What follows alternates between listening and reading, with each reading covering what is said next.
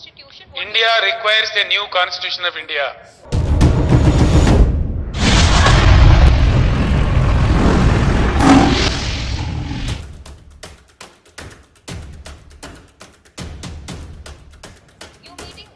I believe India requires to rewrite its constitution of India.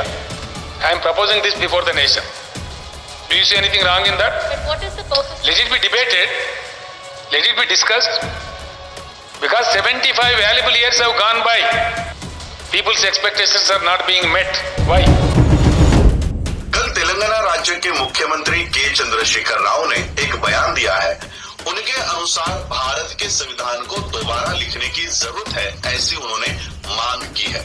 ये statement, ये बयान अगर आरएसएस के छोटे मोटे कार्यकर्ता जैसे मोहन भागवत या बीजेपी के अन्य पदाधिकारी ने दिया होता तो हम इसके ऊपर संज्ञान नहीं लेते, लेकिन ये बयान संवैधानिक पद पर बैठे हुए एक व्यक्ति ने दिया है, इसलिए हम इस बात का खंडन करना चाहते हैं।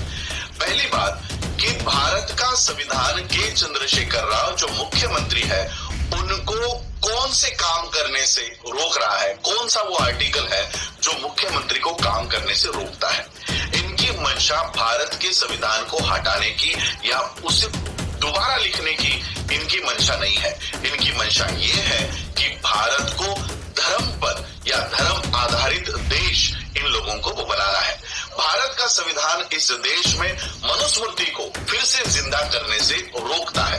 जब तक भारत का संविधान इस देश पर लागू है, मनुस्मृति जिंदा नहीं हो सकती और इसलिए इनकी प्रमुख समस्या ये है कि भारत के संविधान को हटाए बगैर ये मनुस्मृति को लागू नहीं कर सकते और इसलिए उत्तर प्रदेश के मांडलेश्वर जैसे संत और बाबा लोग, आरएसएस जैसे धर्म के ऊपर आधारित संगठन और ये जो राव, रेड्डीज, मोदीज, शाहज, अंबानीज, अडानीज, ये जो अपर कास्ट ब्राह्मण्स इस देश पर बैठे हुए हैं, इनकी मांग, इनकी मंशा ये है कि संविधान को हटाकर इनको मनुस्मृति लागू करनी है और हिंदू राष्ट्र के आड़ में इनको पेशवा और ब्राह्मण राज इस देश में स्थापित करना है और इसलिए ये लोग संविधान को लेकर इस तरह की टिप्पणियां करते हैं।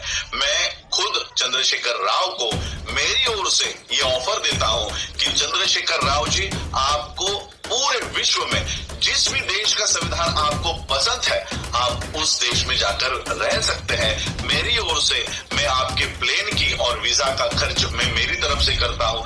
जिस भी देश का संविधान आपको पसंद है, आप उस देश में जाएं और खुशहाली से अपने परिवार के साथ और साथ में आरएसएस की गंदगी भी आपके साथ लेकर जाए। ये मेरा खुला ऑफर आपको है। जिस भी देश का संविधान आपको पसंद है, आप वहां पर जाकर रह सकते हैं।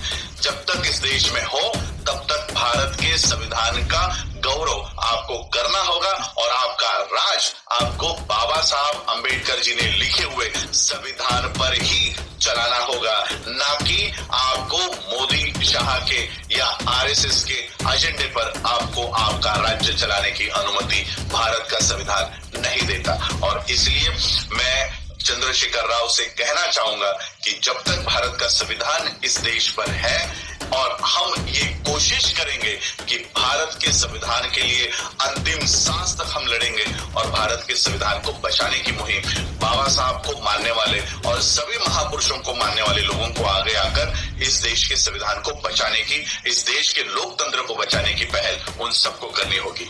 जय भीम, जय भारत, जय संविधान।